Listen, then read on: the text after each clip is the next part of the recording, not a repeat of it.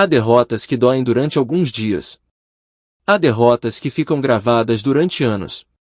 E depois existem aquelas derrotas que parecem mudar para sempre a história do futebol. O que aconteceu com o Brasil neste campeonato do mundo pertence precisamente a essa última categoria. Ninguém estava preparado para ver uma das seleções mais lendárias da história cair tão cedo. Ninguém imaginava assistir ao fim de um sonho logo nos oitavos de final. E, no entanto, aconteceu.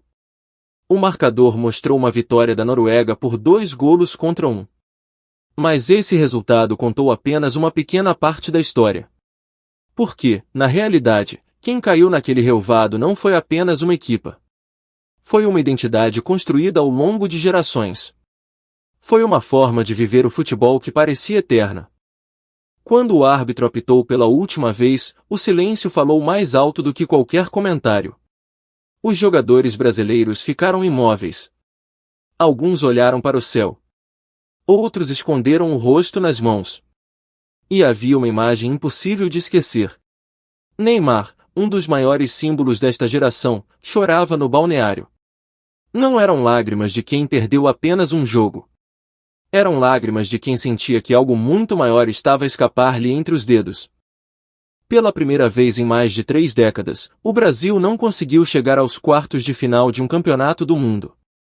Uma seleção 5 vezes campeã mundial, dona de algumas das maiores lendas que este desporto já conheceu, voltava a despedir-se demasiado cedo. E havia outro detalhe ainda mais cruel. Pela 6ª vez consecutiva, a eliminação acontecia diante de uma seleção europeia. Como se existisse uma barreira invisível que a camisola amarela já não conseguisse ultrapassar. Enquanto milhões de adeptos tentavam perceber o que tinha acontecido, uma frase ecoava em todo o mundo. Rivaldo resumiu tudo em poucas palavras. Entramos em campo com medo. Não era apenas uma crítica. Era quase um diagnóstico.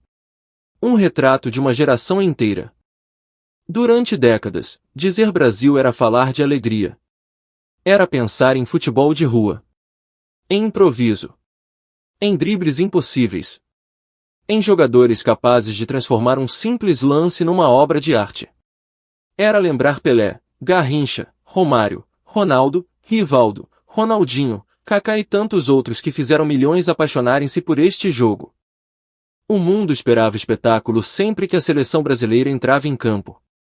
Não importava o adversário. Existia sempre a sensação de que, a qualquer momento, alguém iria inventar algo que ninguém tinha imaginado. Era essa imprevisibilidade que tornava o Brasil diferente de todos os outros. Mas neste Mundial aconteceu exatamente o contrário. Em vez de sorrisos havia rostos tensos. Em vez de fantasia havia prudência. Em vez de criatividade surgiam passes para trás. O medo parecia controlar cada decisão. Os jogadores evitavam o risco. Evitavam o erro. Evitavam tentar aquilo que, durante décadas, definiu o futebol brasileiro. E então surgiu uma pergunta inevitável.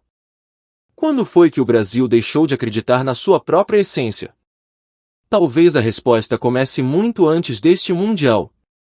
Talvez tudo tenha começado nas ruas. Durante muito tempo, o futebol brasileiro nascia em campos improvisados, em bairros humildes, nas praias e nas favelas. Era ali que surgiam os artistas. Crianças que aprendiam a resolver problemas sem treinadores, sem esquemas táticos e sem medo de falhar. Cada drible era uma forma de sobreviver. Cada jogo era uma escola de criatividade. Hoje, esse caminho mudou completamente. Os olheiros europeus chegam cada vez mais cedo. Encontram os talentos quando ainda são adolescentes.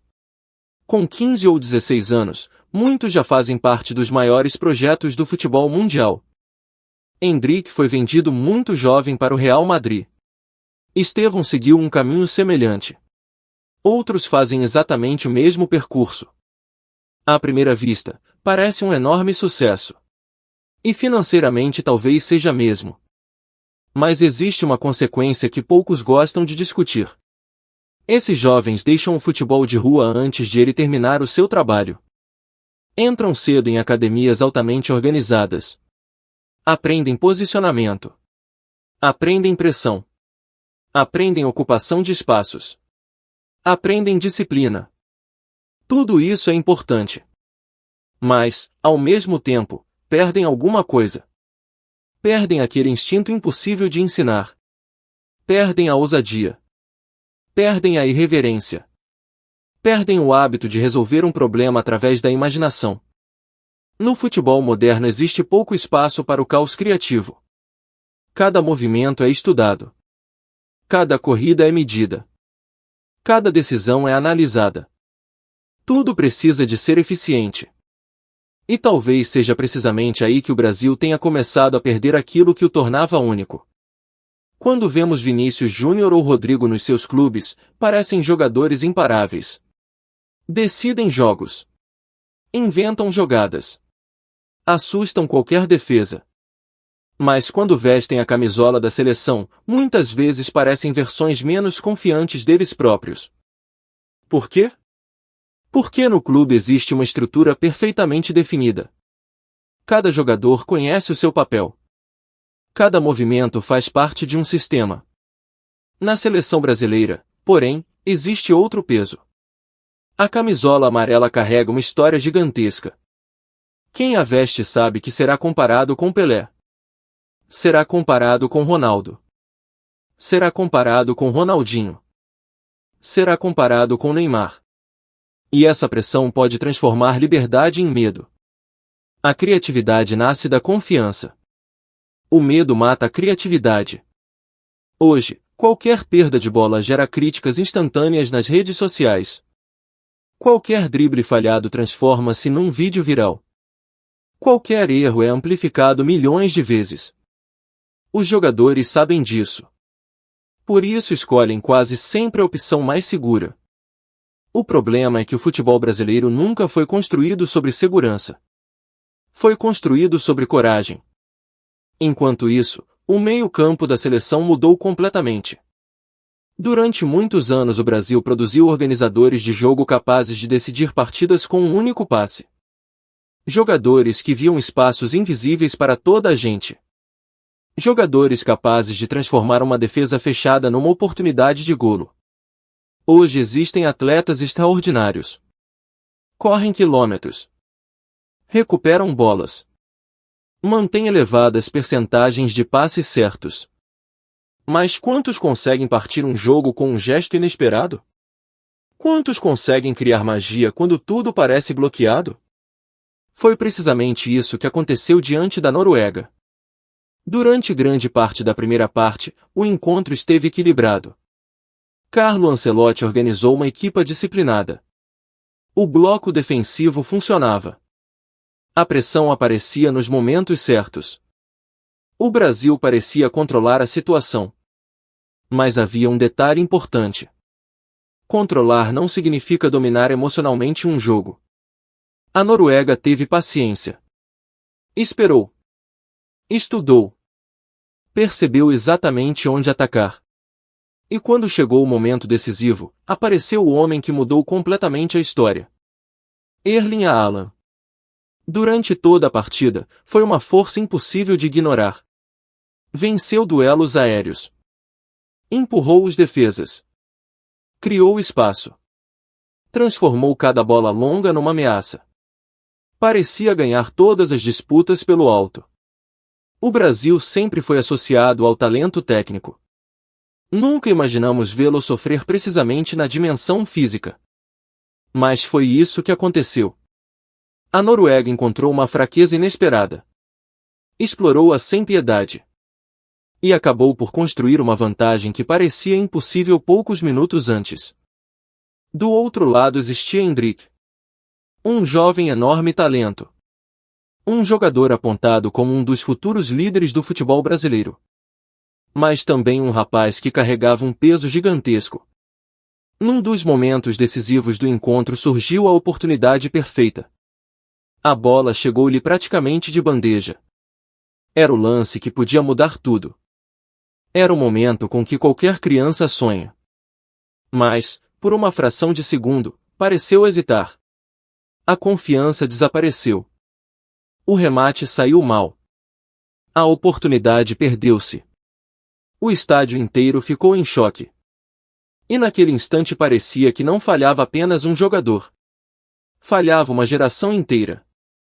Porque aquele lance simbolizava exatamente o estado emocional da seleção.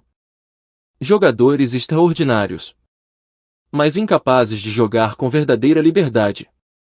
O contraste com antigas gerações era inevitável. Romário entrava em campo sem medo de ninguém. Ronaldo enfrentava qualquer defesa convencido de que seria melhor. Ronaldinho sorria mesmo nos jogos mais difíceis.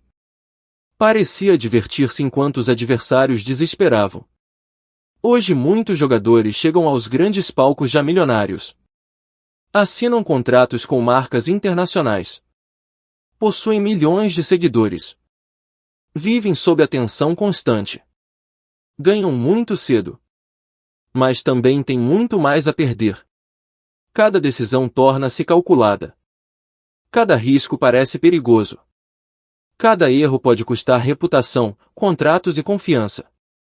Sem perceber, o futebol também mudou dentro das suas cabeças. Enquanto a Europa desenvolvia sistemas cada vez mais sofisticados, o Brasil acreditava que o talento natural seria suficiente. Durante algum tempo funcionou. Mas o futebol evoluiu. Hoje vence quem consegue juntar talento, organização e personalidade. Quando a criatividade desaparece, sobra apenas a organização. E nisso, as seleções europeias tornaram-se especialistas.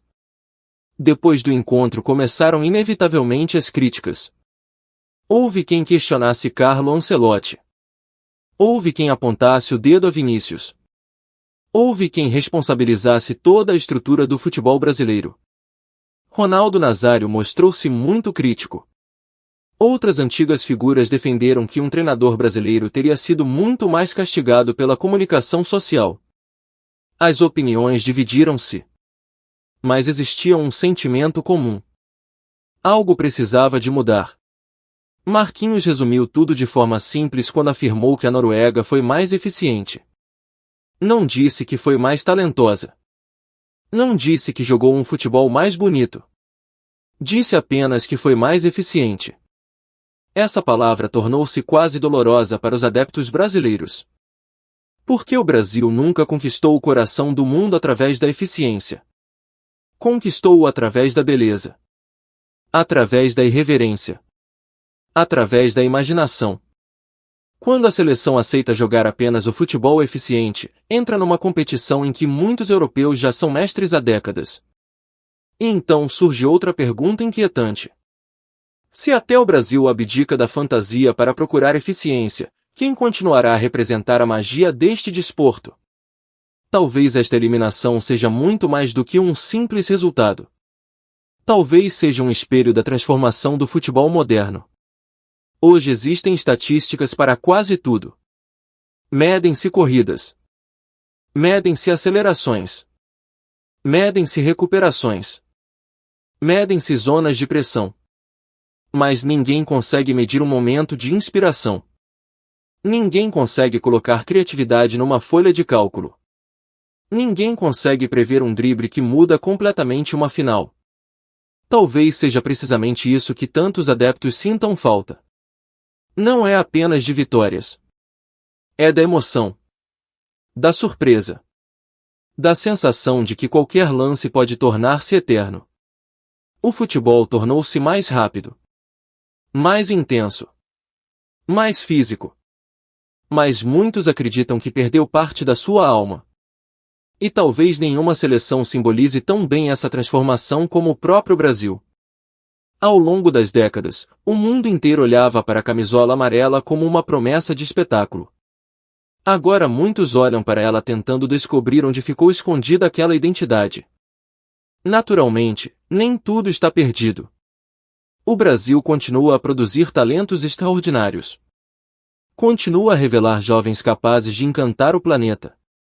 Continua a ter milhões de crianças apaixonadas por uma bola. A questão é perceber se esses talentos conseguirão crescer sem perder aquilo que os torna especiais. Será que haverá espaço para voltar a criar jogadores imprevisíveis? Será que o futebol moderno permitirá novamente a existência de artistas? Ou estaremos condenados a um jogo cada vez mais controlado, cada vez mais estudado e cada vez menos espontâneo? Talvez a resposta esteja muito longe dos grandes estádios. Talvez esteja num bairro humilde de São Paulo. Talvez esteja numa praia do Rio de Janeiro. Talvez esteja numa favela onde um miúdo continua a passar horas a inventar fintas contra uma parede.